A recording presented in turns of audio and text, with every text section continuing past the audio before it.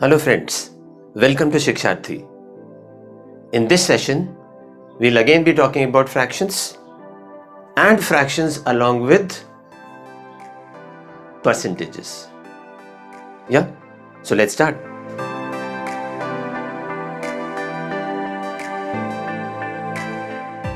So as always, we have divided this session into three parts. So we'll be talking about the basic concepts first, then we talk about the application, the direct application of these concepts, and then we talk about the indirect application. When I say indirect application, we are basically referring to topics which may not appear to be directly connected. Right? Okay. So, if I take a fraction, now I'm taking a fraction as a numerator divided by a denominator. So that is the fraction that I am taking. Now the first concept that we are going to discuss here is if I want to have a percentage equivalent of a fraction, how would I calculate it? So all I need to do here is I need to multiply the concerned fraction with 100%. So that gives me the percentage equivalent of a fraction. In this case, I have taken the fraction as 1/4 multiplied by 100% to give me a 25%. Now here you would see that I am getting an exact percentage. Why am I getting an exact percentages? Because this is a terminating fraction. Okay. Second concept here is dependent on the first concept only.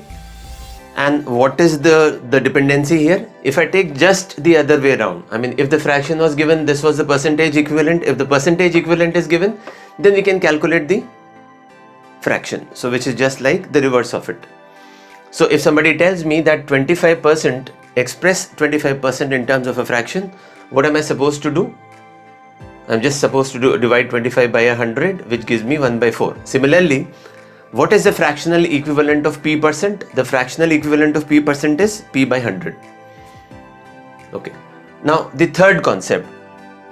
Now in the third concept, you would see that this is a method which will be applicable both to terminating and non-terminating fractions. Right? But majorly we would be found using this in case of calculating approximate percentages. Okay? So if I am able to establish this, establish what? I have taken a fraction n by d, and if I am able to find out that the numerator is what times of the denominator, so I am looking in for the multiple of the denominator which comes closest to the numerator, because as I suggested that this method we'll be using basically to calculate approximate percentages. So in that case, if I am able to establish this, what numerator is k times of the denominator, in that case the percentage equivalent of n by d is k into 100%, wherein the value of k would be what? It may be a proper fraction, it may be an improper fraction. Right? So now moving on to the next level, which is the direct application of whatever we would have learnt and putting it into practice. But even before that, just revise what we did in the earlier session, in my first video on fractions, wherein I had taken some recurring fractions. Recurring fraction means fractions which give rise to recurring decimals. So wherein I had talked about 1/7 giving me 0.142857. This is the recurring decimal that I am going to get from a fraction 1/7. Okay. Now a very unique thing to be observed here is if I know the value of 1/7, can I calculate the value of 2/7? Yes. So just focus on the first two decimals. If I multiply 14 by a 2, how much do I get? 28. So immediately I would write it as 28571.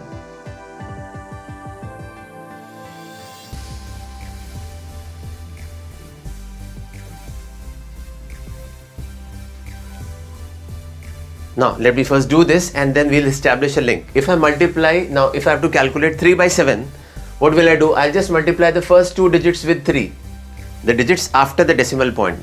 So in this case it is 14. Now 14 into 3 gives me how much? 42.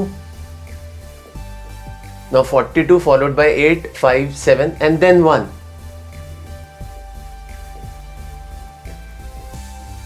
That means if I know 1/7, can I calculate 6/7? Of course, just multiply 14 with 6. How much do I get? 8/4. Okay, but now in this case, I will not take it as an 8/4 because I know that in the recurring decimal of 1/7, 8 has to be followed by 5 only. So in this case, the answer will be what? 8, 5 followed by the next, which is 7, followed by the next, which is 1, 4, 2. So analogously, please complete the table. Table means find out the value of 4/7 and 5/7. So you will have a very unique observation. So maybe the digits are moving either in the cyclic order or anti-cyclic order.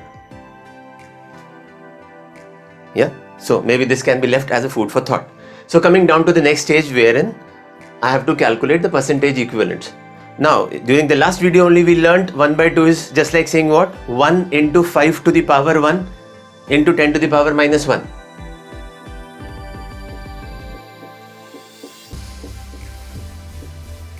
So which gives me 0.5. Now 0.5, because we are looking in for terminating fractions or decimals, and then we are calculating the percentage.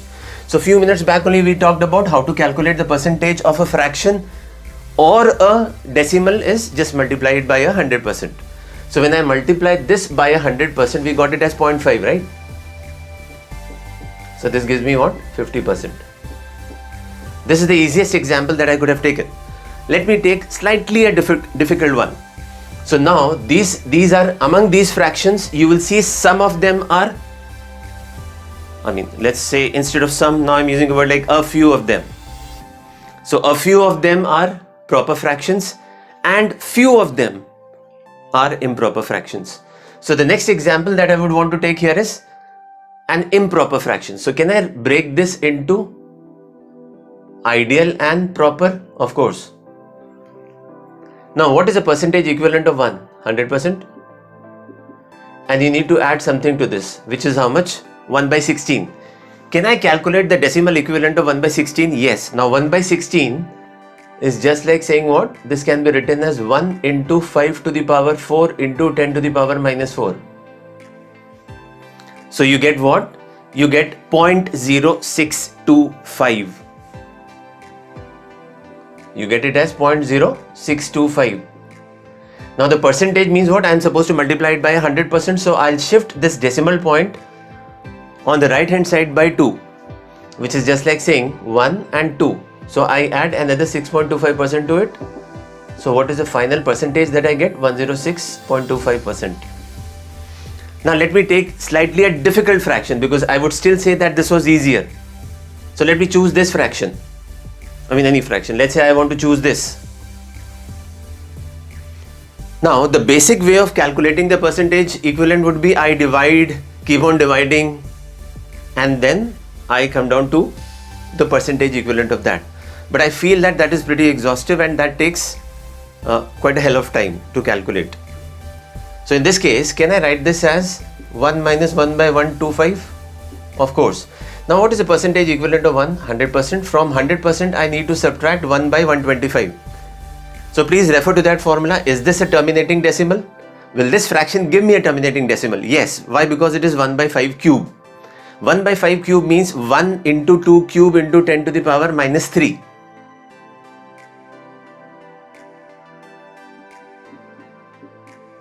So this is just like saying how many digits should I put in total? Since this is 10 to the power minus 3, inclusive of 8, I need to have 3 digits. Now what is the percentage equivalent of this? Into 100% means what? This and this, which makes it how much? 0.8%. So can I say now this is nothing but 99.2%? Of course. See, as of now, as always, the focus as of now is only on accuracy, but as the time passes by, you have to focus both on accuracy and speed together, not in isolation. You can always start off with accuracy in isolation, and if I practice accuracy every day, it helps me to improve upon my speed. Yeah? Okay. So now let me select which one. I'll take one more fraction from this discussion, and let me take a difficult one or something that looks to be difficult. So if I were to see all these fractions, the fraction which looks to be the most difficult is this one. So as discussed, things which may look to be more difficult may not be, and the things which look to be easy or easier. For example, I would say this fraction was easy. Maybe it is difficult. Okay, so now let's forget about the numerator for the time being. Will this fraction give me a terminating decimal? Yes. How? Because this denominator is nothing but, how much is 5 to the power 5? 3125. Right? How much is 5 to the power 6? 15625. So can I simply translate this into, this is nothing but 64 into, now since this is how much? This is 5 to the power 6, which means this is 10 into 2 to the power 6 into 10 to the power minus 6. Right? So you will see that this basically becomes what? This is nothing but 2 to the power 12 into 10 to the power minus 6. Now all I need to calculate here is 2 to the power 12. Now 2 to the power 10 is 1024. 1024 into 4 makes it 4096. How many negative powers did 10 have here? 6. So I will need to have 6 digits here. So 1, 2, 3, 4, 5 followed by 6th, and this becomes your decimal equivalent. Right? Now if I have to calculate the percentage equivalent of this, I'll be shifting this decimal point right hand side by 2 units because I'm supposed to multiply it by 100%. So 1 and another 1. So that makes it how much? 0.4096%. Okay? So just to motivate you, practice it every day so that you are able to do all these calculations or most of these calculations orally or mentally. I mean, orally you can always do in case if you are sitting in isolation, but if you are sitting to write the exam, you can't do it orally because that puts others to a discomfort. Right? So at the end of the day, let us focus on mental calculations. Okay. Let me choose any 2 fractions out of these and we'll be choosing the difficult ones. For example, I'll choose this one and this one. And few minutes back we talked about how to calculate approximate percentages. And why do we say these are approximate percentages? Because many of them would give you, or most of them, or maybe all of them, give you non-terminating decimals. Okay? So for that, the method that was asked to be adopted was this one. Right? Okay. So let's see. Let's start off. Now if I say, can I write down this fraction as 1 minus 4 divided by 623? Which is just like saying 100% minus whatever percentage I get from here. Okay. So now all I need to identify is numerator is what multiple of the denominator. This is all I need to understand. Okay. So in that case, let us say if I take 1% of the denominator, if I take 1% of the denominator, is just like saying multiply 623 with 1%. Okay, how much does it give you? 6.23. Now, but the numerator was 4, which is lesser than 6.23. So can I say from here, I need to subtract something which is lesser than 0.01 times of the denominator? Which is just like saying I'm subtracting a percentage from this which is between a 0 to 1%. Right? So in that case, can I say the final answer that I'll be getting from here will be a percentage which will be in between 99 to 100%? And mind it, we are talking about approximate percentages. We are not talking about exact. So when you are calculating, there are moments wherein dependent on the situation. The situation is, let us say you are writing a competitive exam and you are supposed to calculate approximate percentages. This is how you can do it. And then you can always take it to a next level. What is the next level? Oh, I have come to know that it is between a 99 and a 100%. But what exactly will it be? So the next step would be, will it be between 99 to 99.5? Or will it be between 99.5 to 100%? Which is quite easy to find out. And why do I say it is quite easy to find out? If I would have taken 1% of this, So let's say if I would have imagined that this is nothing but 4 by 600. So which is just like saying what? If I take 1% of 600, I get how much? 6 units, right? Now 6 has to be made a 4, which is just like saying 2/3. So you'll be subtracting something from 100%, which will be how much? Somewhere around 0.66%, somewhere around, or 0.6%. So when I subtract something from 100%, which is somewhere around 0.6%, naturally the overall percentage that I will be getting here will be between a 99 and a 99.5. Let's say approximately somewhere around 99.3 or 99.4. So without writing, you can come down to this conclusion. This is essentially what the agenda of this session is. Okay, the last fraction to be discussed here. So I am doing the same. If I take 1/100th of the denominator, if I take 1/100th of the denominator, what do I get? I get 15.31. Now 15.31, if I multiply it by a 4, how much do I get? I get a 61 approximately. Meaning thereby, had I taken 4% of the denominator, I would have got exactly what?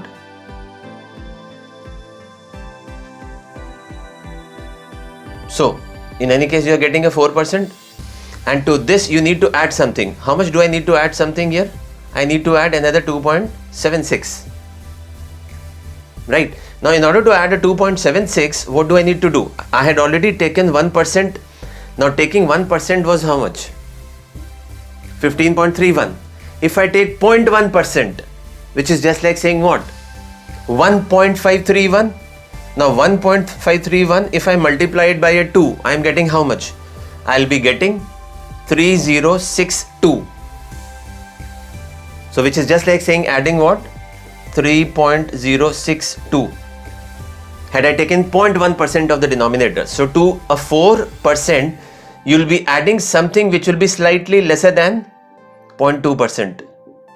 In short, you'll be getting an overall percentage which will be slightly lesser than 4.2%. The more you practice, the easier it becomes for you. Okay, so please remember to complete this homework, and in addition to this, the additional homework that you have got here is you have couple of other fractions also which need to be attempted by you. I hope the method is clear and you can do the same. So maybe in the next session, we talk about some other topic which can be associated with fractions, or with fractions I can associate which other topic. I hope you enjoyed today's session. If you feel that you learned something today which enhances your knowledge base, please do not forget to like, share and subscribe to our channel. If you have already done so, click on the bell icon to receive further updates. Thank you so much. Until next time we meet. Goodbye.